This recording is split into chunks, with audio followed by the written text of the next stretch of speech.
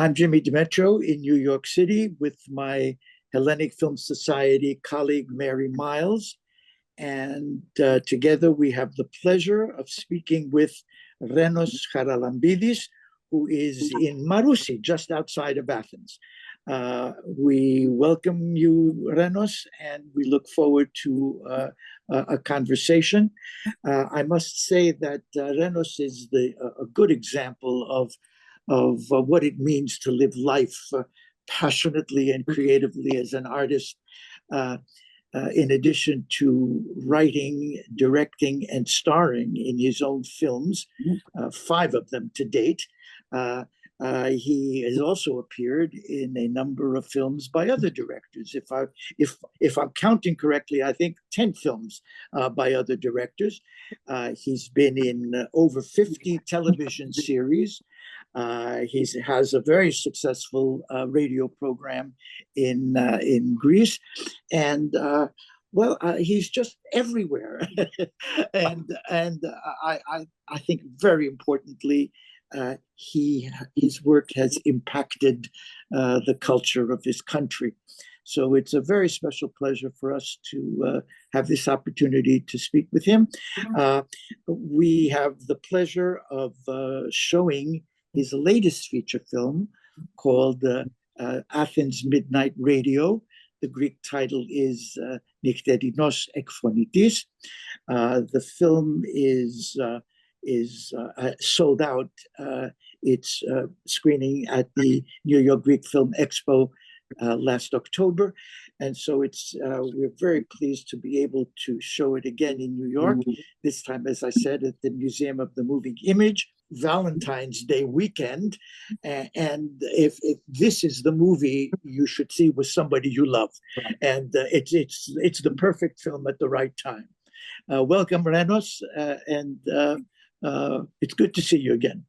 Hello from Athens. I'm at Marousi area, close to a very small church, as you see. It's a very small church. Out of the studio, I was in a shooting. That's why I have the mustache and the beard I play on TV show. But of course, my heart is at New York, to your great film festival. I've been coming for many years. All my films have been there. My last film, Athens Midnight Radio, it was a big surprise for me, the sold out. And now I'm looking forward for the screening. And I have many calls at Instagram from New Yorkers who are looking forward to watch the film. Yeah, we expect to have a very successful screening. I know people are talking about the film, and we're thrilled that you have allowed us to show it again in New York, and we're looking forward to the screening. Yeah. And I really want to thank you, James, for the retrospective you organized for me almost 2 years ago about all my films. It was a very successful retrospective, and I'm looking forward to make a new retrospective after 10 years. Why not? Just keep working.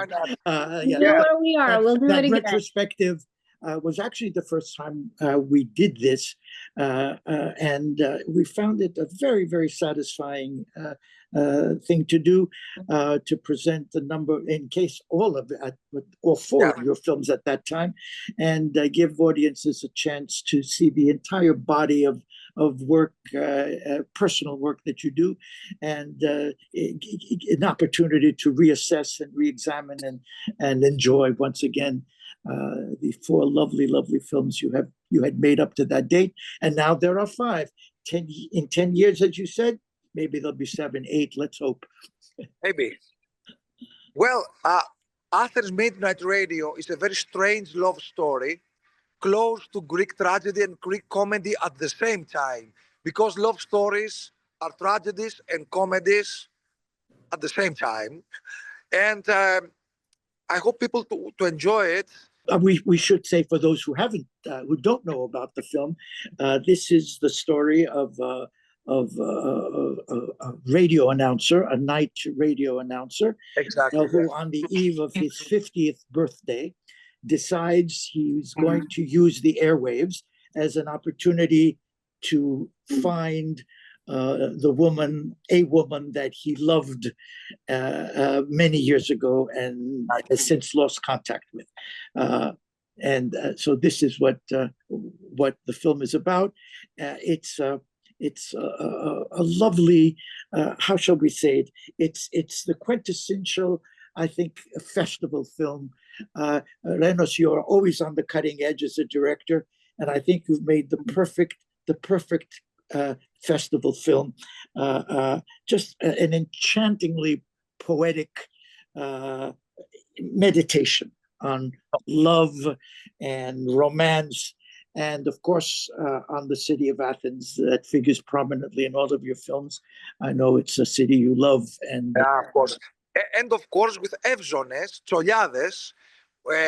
How say in English Evzones? Yes, we should say the radio announcer is a former Evzon. Yes, former Evzon. Yes, he's a former Evzon, and he's looking for a ballet dancer, ballerina. He was in love 30 years ago. That's the story. So in announcing the screening on February 16th at the Museum of Moving Image, I have dared the audience not to fall in love.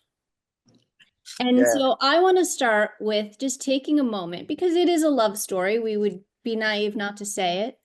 But there are two love stories, in my opinion, going on here. There's the love story of the boy and the girl, which brings us all back to our youthful loves.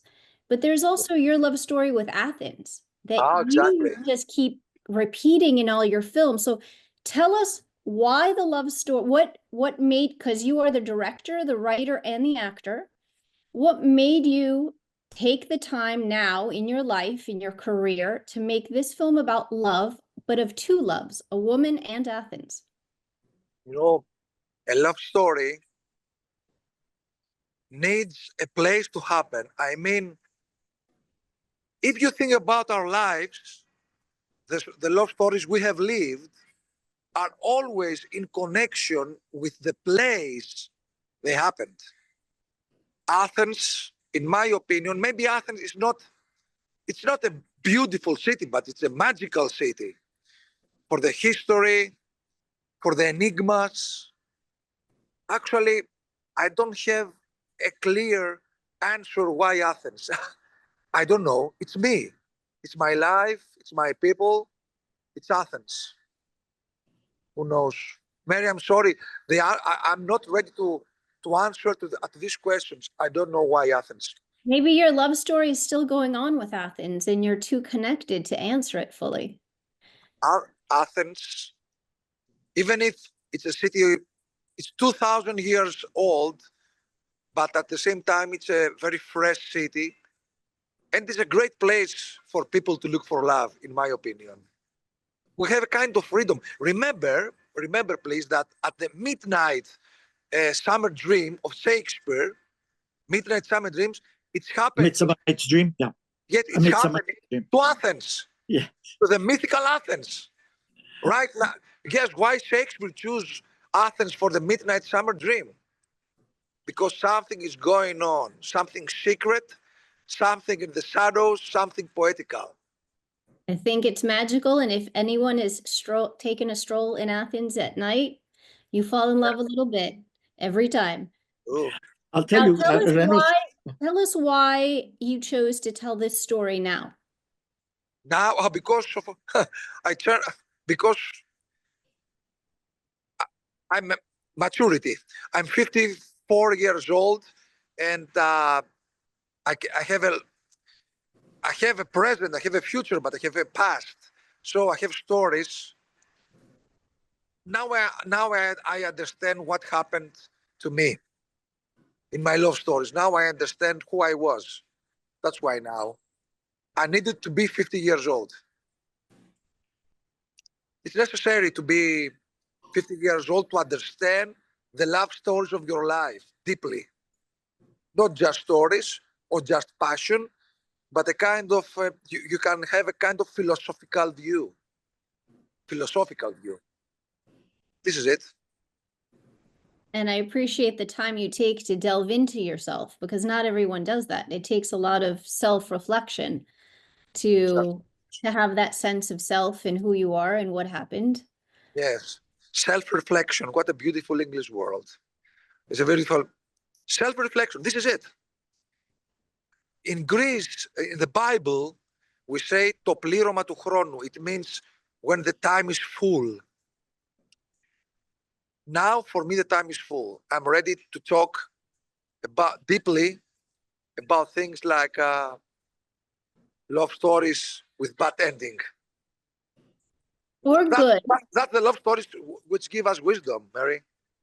You know, Renos, what you just said is interesting to me because seeing your watching Athens Midnight Radio, I have the feeling that as a filmmaker, you're changing direction somehow. Exactly. There seems to you seem to be moving a little bit away from the comic vision of your previous films. Is that a correct observation? And is that what we can expect from you in the future? It is correct. That's right. I don't know. I change. I'm a different person that I was. Maybe, James, this question, really, I don't have an answer. I follow my instinct, my heart, my soul, my destiny in cinema. Yeah. And for me, the time has come for movies more dramatic, full of dreams, surrealistic, poetical, personal. And, you know, the strange thing is that it's easier to communicate with comedies, but suddenly with a drama, I have a deeply communication with the international audience. Well, you told this one very well, Reno. Very well. And what you mentioned about the dreamer, the surrealistic elements, these are parts of your earlier films as well. But I noticed a change even in the heroes, in the hero of this particular film. In your previous 4 films, the men are usually in financial straits, and they'll try anything to try to set their lives on the right path. This is not of the same concern here in this last film. The main character is established, and his concern is purely romantic rather than financial or Exactly. Whatever aspiration there is. It's not toward career fulfillment; it's toward emotional fulfillment, and that I think sets it apart from your previous work. Yeah. James, between 4 Black Suits and Midnight Athens Radio, there were more than 10 years, 14 years. Yes, that's right. We had COVID, we had the big crisis in Greece. Don't forget this, the big crisis in Greece. Now, I'm coming back after the big crisis. People change, I changed, my heroes changed. This is it. Greece changed. Yeah. My new heroes are not looking for money anymore, and they are looking for themselves. Yeah. And you mentioned your age. I think, of course, aging changes our perspective of life as well. And that is reflected, as expected. That is reflected in the work. Renos, I want to ask you a technical question a little bit. So, as I mentioned, you wrote, directed, and starred in this film. And of course, the director, the writer, and the actor have different roles on every film. They're very specific. Now, other than making yourself crazy and maybe a little schizophrenic, how did you reconcile these roles when it came time to shooting and then in the edit room? Who won the argument? Did the actor win? Did the director win? How did this work out in your brain? I prepare my films for years. I'm so good prepared as actor, director, writer, producer. And when the time is coming for shooting, it's my nature to do everything. It's like dancing. I don't know how I can dance. I just dance. At the set, the preparation and my nature show me the way. It's very easy for me. It's very hard for me not to do it, not to direct and play and write at the same time. It's my nature. It's like a fish which can swim. A bird can fly, I can do this. Renos, so you're saying there's no space for improvisation No. on the set? Everything is pretty much fixed in your head before you start filming. Oh, well, that's interesting. That's interesting. But I want to give the sense to the audience that it is improvisation, but it's not. Yes. Well, there's a spontaneity that does come through, but I guess even that is planned cleverly on your part. Yeah, interesting, very interesting. You have often mentioned Cavafy, the poet Cavafy, in relation to your work. Can you go into that a little bit? How does Cavafy figure in the way you view things and the way you work? How does Cavafy's poetry apply to your sensibility? Cavafy's is at the same time free and he has freedom and discipline at the same time. He's a philosopher. And I read him since I was a kid. I think that I know him personally. Of course, he's dead more than 100 years, almost 100 years, but I feel that I know him personally. I have by, how you say, hieroglypher, writing his papers with his poems. Manuscripts, are you talking about? Yes. I select select them. I'm a maniac about him. And he wrote a little, just 156 poems. And he became so famous and glorious only with 156 poems. I have them with me all the time. He's my close friend. This is it. He's my close friend. And of course, he's the most international Greek poet. And in New York, we have, you love Cavafy's New York, the New Yorkers love Cavafy's. The journey is more prominent than the destination. Does that apply to you as a filmmaker? I'm confused about this opinion. Sometimes I believe the journey, sometimes I don't believe it. Of course, at the end of the day, you don't remember a screening, you remember the shooting. So it's the journey.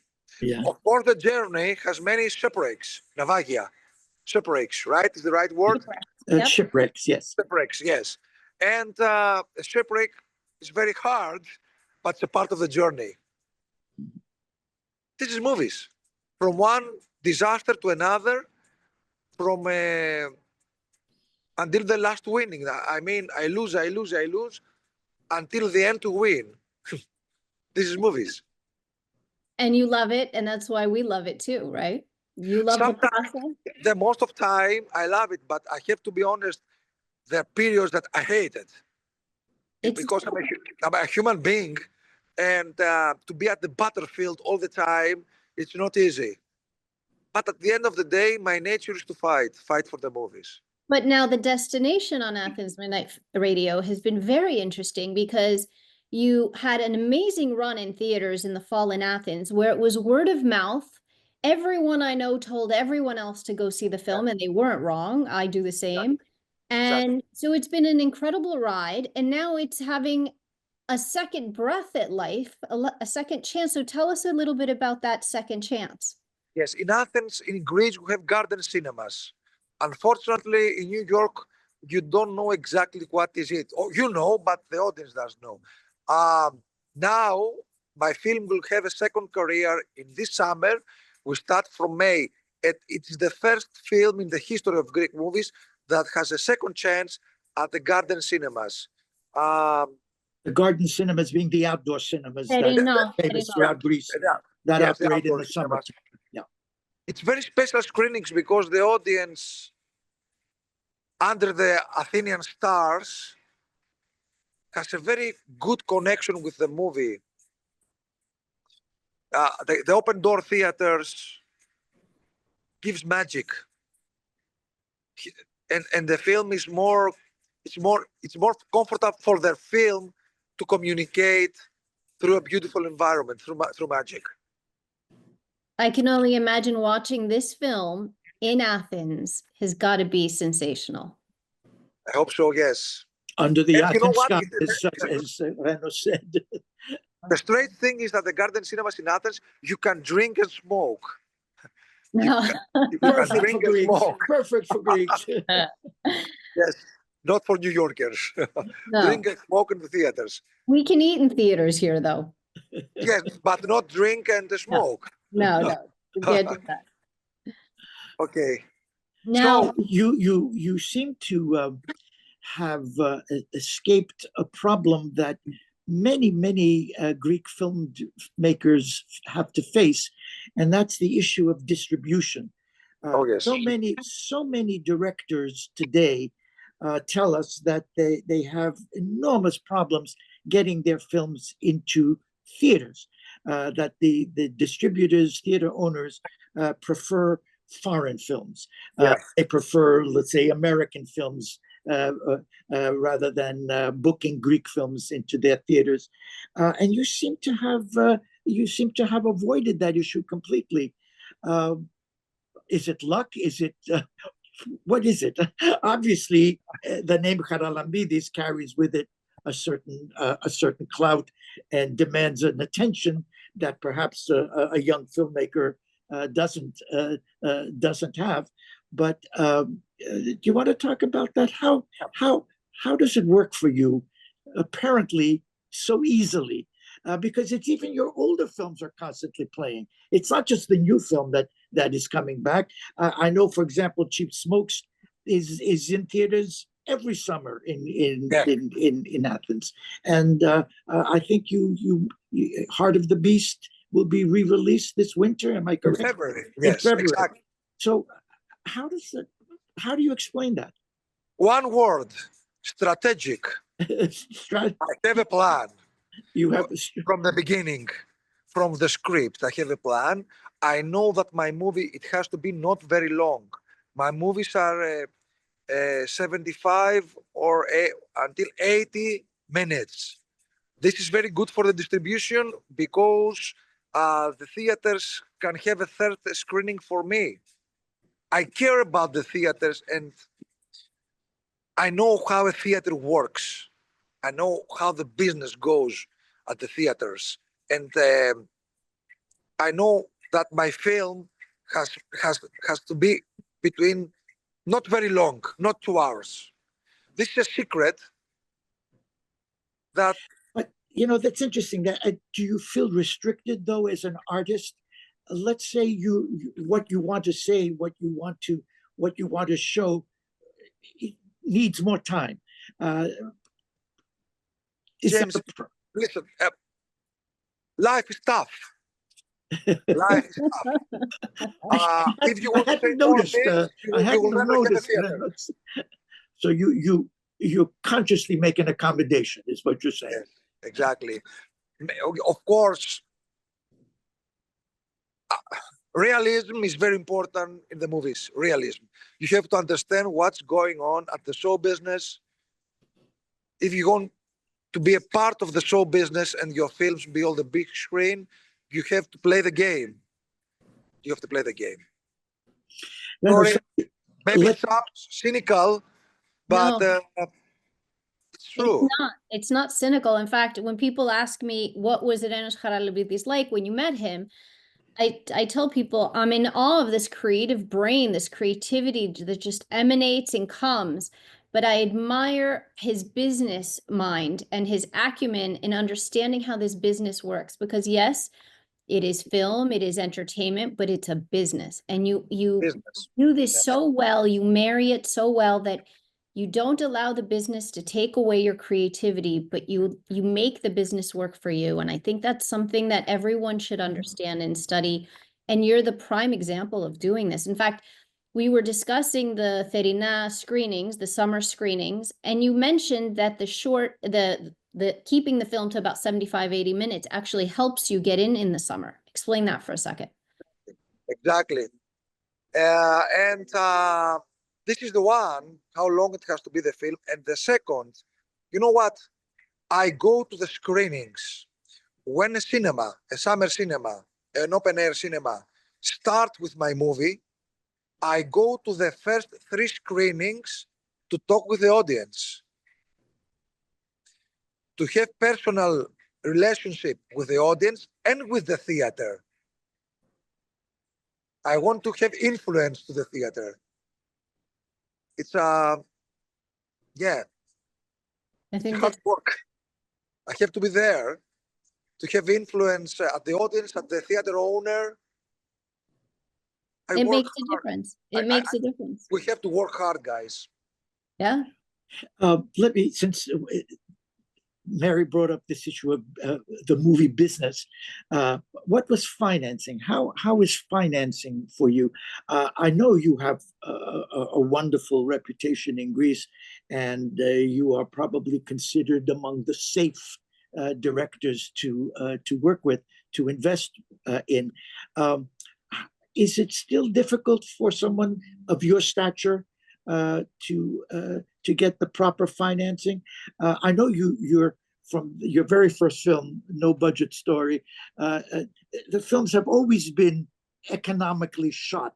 You seem to be very conscious of that, and maybe that's one of your strengths as a filmmaker: the ability to present the finished product at a nominal cost.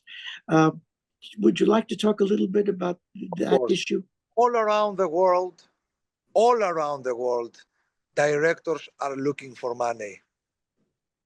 This is part of our job. So film festival directors do that as well. Are. It doesn't matter the success you had.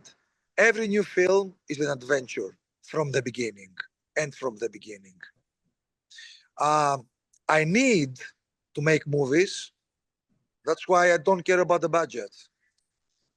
All my films are low budget and totally free. I prefer to have just 15 days of shooting, but to be free, than to have 30 days of shooting and to be a slave. This is my opinion. That is very profound. Now, you also have another career, let's say an outlet, a creative outlet on the radio. So tell us a little bit on your about, well, you wrote an entire movie about being a radio announcer, but you actually do it in real life. So tell us about that.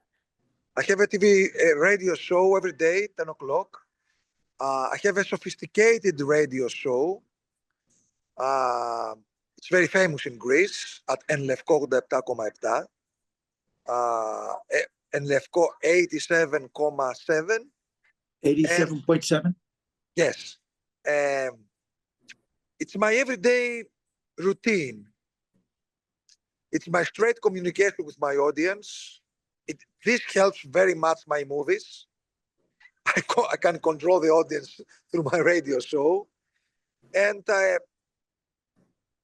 it's very close to acting because I read poetry on air. I'm not a journalist. And I'm a very lucky guy because I have a surrealistic radio show that the boss, the owner of the radio stations, loves. I'm a lucky guy. Well, you're also very good at your job. That's all. I'm a lucky guy. Maybe I'm lucky because I'm a soldier of fortune. Well, it's been said that luck is when opportunity and preparedness meet each other. And as you've said, you prepare very thoroughly. So when that opportunity arises, yeah, I think everything. I grab it. Absolutely. There's a saying that we say at the village in Greece, if you want to dance with your good luck, you have to be on the dance floor when the good luck comes. I don't know the translation. Πες το στα ελληνικά. Αν θες να χορέψεις με την τύχη σου, φρόντισε να είσαι στην πίστα όταν έρθει. Very nice. Well, we should all live by those words. Thank you again very, very, very, very much. I have to go inside to the studio now. Thank you very, very much for spending some time with us and giving us the opportunity to present you to our audience, our online audience. Mary, do you want to remind us of the screening again? So the screening is February 16th at 3 p.m. That's Sunday, February 16th. So Valentine's Day weekend. And it is at the Museum of Moving Image in Astoria. And again, I dare you not to fall in love just a little bit during this film.